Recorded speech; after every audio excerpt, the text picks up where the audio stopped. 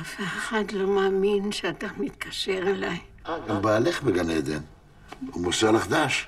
בעלי? אני רווקה? מה שלומך, מקס? נראה יותר טוב היום. על מה את מדברת? תעזור לי לקבור איפסי. זה מחמיא לי מאוד שפניתם אליי. כבר הרדמתי מהחומר הזה הרבה כלבים. אתה מתכוון להרדים את בעלי עם חומר הרדמה לכלבים? בעלך? הוא מפעיל את השעון. החומרים שלך משתחררים באופן אוטומטי.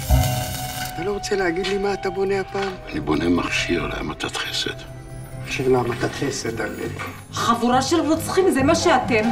אולי כדאי שנחזור בלילה. ככה אנחנו לא מושכים תשומת לב. חדר 40. אתה יודע שאתה על 140? זה 750 שקל. טוב, אני אבטח הפעם, סע. אתה יודע, אמרתי שביטלתי. אתה אהבת אותו מאוד, נכון? לא כל אחד היה עושה מה שאת עשית בשבילו. אני לא רוצה לעשות בעיות, רק צריך עזרה לאשתי. ממה היא? סרטן ריאות.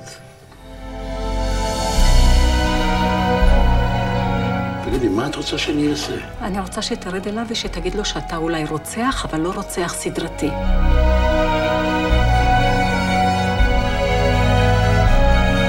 תגיד לי, מה קרה למקום הזה? השתגעו פה כולם. המכונה הזאת זה כמו כוסות רוח למת.